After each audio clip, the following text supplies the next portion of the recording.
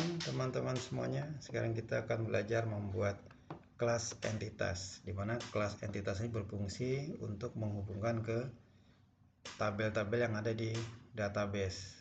Setiap satu kelas entitas, satu tabel itu akan dibuatkan satu entitas. Misalnya ada tabel pelanggan, berarti dibuatkan kelas pelanggan di entitas. Oke, sekarang kita lanjut. Pertama kali kita buat foldernya dulu, karena nanti mungkin programnya bisa lebih dari satu untuk kelas entitas gitu ya. Kita kasih nama entitas, kemudian klik kanan, new, pilih Java class gitu ya. Kita kasih nama CLS pelanggan. Nah, di sini ya, sudah terbentuk kelas pelanggan. Kita akan membuat atribut. Nah, atribut itu harus sama dengan yang ada di MySQL, ya database MySQL. Kita klik strukturnya dulu supaya kita bisa jelas. Nah, ada KD pelanggan, nama pelanggan, alamat, dan nomor telepon. Maka dari itu kita akan membuat atributnya pun sama, yaitu public string AT nanti ya, sama dengan kita kasih. Nah, tadi ada 4, 1, 2, 3, 4, ada 4 field, maka kita siapkan di sini 4 field. Kita copy dulu, Ctrl C, Ctrl V, 4 ya. Nah, ini ada 4. Nah, sekarang jadi atribut itu setiap atribut depannya AT intinya gitu. Nah, kemudian kita tinggal copy aja. Klik kanan, copy, bawa kemari. Gitu ya. Ini klik kanan, copy, dia bawa kemari. Kemudian klik kanan, copy, bawa kemari. Satu selesai, tinggal satu lagi nih ya, nomor telepon, bawa ini. Nah, kita sudah membuat, jadi mudah sekali ya, dan konsisten, kita nggak akan salah menulis karena kita tinggal copy paste. Kemudian yang namanya di sini primary key kode pelanggan, setiap primary key sebaiknya menggunakan privat ya. Nanti akan saya jelaskan di kelas kenapa harus privat, kenapa nggak public. Dan kalau privat, ngisi datanya nggak bisa langsung. Kalau atribut nama pelanggan, alamat pelanggan itu bisa langsung dari objeknya gitu ya. Kalau ini nggak, harus menggunakan metode. Jadi kita siapkan metodenya, yaitu public void set kd pelanggan string pkd pelanggan. Nah, gini ya. Nah, kita pengen memasukkan data parameter ini ke ATKD pelanggan. Nah, caranya gimana? Kalau kita mengambil atribut tersebut, maka pakai this titik ATKD pelanggan, ya kan? Sama dengan P, kontrol spasi aja, maka keluar PKD pelanggan.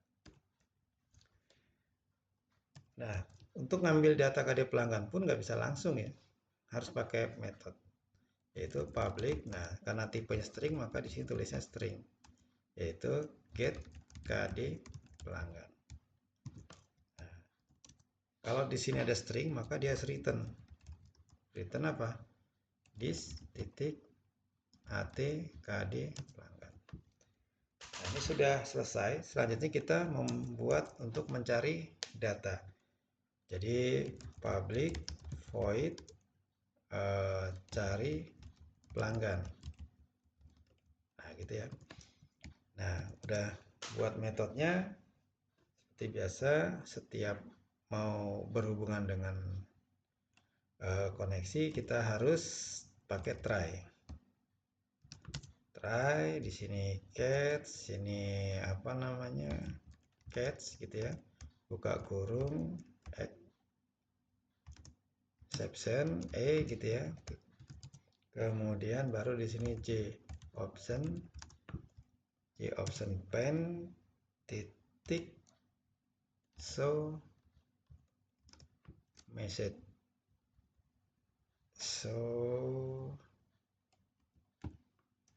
dialog null gitu ya. Nah, ini kita kasih informasi error pada CLS pelanggan gitu ya. Nah, kita gabungin dengan titik to string. Ya, udah masuk. Nah, selanjutnya kita bikin codingnya. Pertama yang kita lakukan adalah siapin SQL-nya, string VSQL sama dengan spasi. Nah ini ya, kita buka di sini query-nya ya, kita siapin. Biasakan nama tabel pelanggan, kontrol spasi keluar, titik, KD pelanggan, koma, pelanggan, titik, nama pelanggan, urut ya, sesuai yang ada di sini nih urutnya, yaitu pelanggan, titik, alamat pelanggan, terus pelanggan, titik, nomor telepon. Nah di sini ada where, gitu ya. Where itu ada kriteria. Ya makanya kita tulis dengan KD, pelanggan, titik KD pelanggan sama dengan, nah kita kasih misalnya B, contoh aja nih, B001. Nah, biasanya gitu. Atau kutip 1 gini lah ya. Karena nanti dijawabkan kan kutip 2. Nah, ini kita coba running. Kita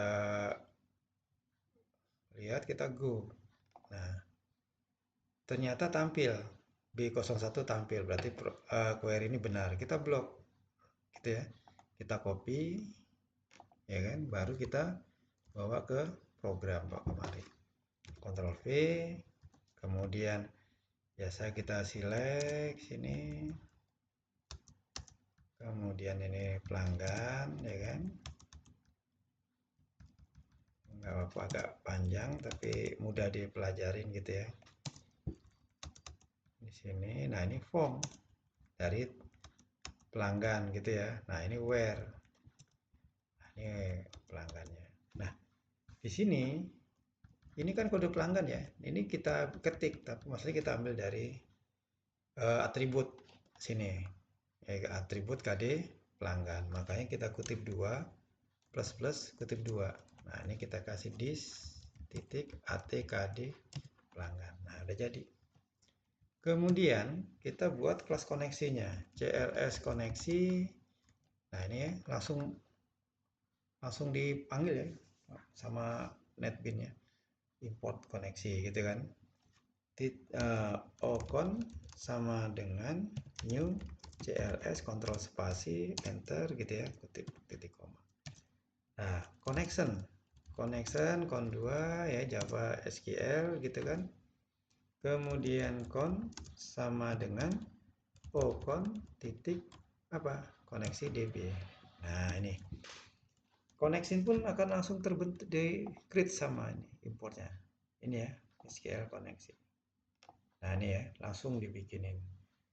Kemudian sudah selesai, maka kita buat atribut ini, tambahan lagi untuk menampung query-nya, yaitu apa? Privat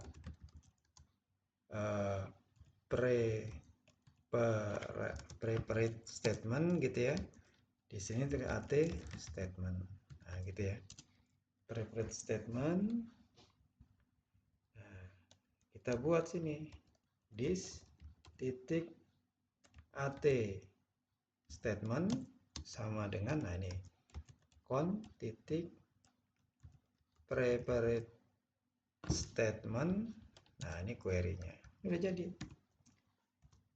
jadi sudah di running dengan koneksi DB tadi. Nah kemudian sudah selesai ini, kita buat result setnya, result ya kan, result kontrol spasi aja ya. Nah result set, nah ini ya Java SQL-nya, kita kasih nama RS, singkatan dari result set, sama dengan, terus kita jalanin adalah this titik AT statement titik execute query. Nah ini query kita jalan. Hasilnya itu bisa ada, bisa tidak ada, bisa ketemu atau tidak ketemu. Nah caranya adalah if rs titik next. Nah ini kalau misalnya di next datanya ketemu, maka data itu kita simpan di atribut gitu ya. Maka this titik at nama gitu kan sama dengan rs titik get string. Nah ini bisa kita nama itu diurut ke kedua. Nah bisa gini ya. nih 2, 3, 4. Dis titik AT alamat sama dengan, nah ini tinggal copy aja ya. Ini pasti yang ke 3. 3 itu alamat. Dis titik AT nomor telepon sama dengan gitu ya, ini ke 4. Nah, jadi nomor telepon tuh ini hitungnya dari mana? 1, 2, 3, 4. Nah, berarti kan 2, 3, 4. Nah, gitu. Sudah ketemu. Kalau salah else. Kalau salah, kalau nggak ketemu gimana? Ini kita kosongin aja. Kita copy aja gitu ya, supaya nggak ini, Ctrl V. Nah, ini tinggal kita kosongin, berarti nggak ada isinya. Nah, gitu ya. Nah, udah selesai. Kemudian baru kita tes. Jalan programnya ini jalan nggak gitu kan. Caranya gimana? Yaitu kita public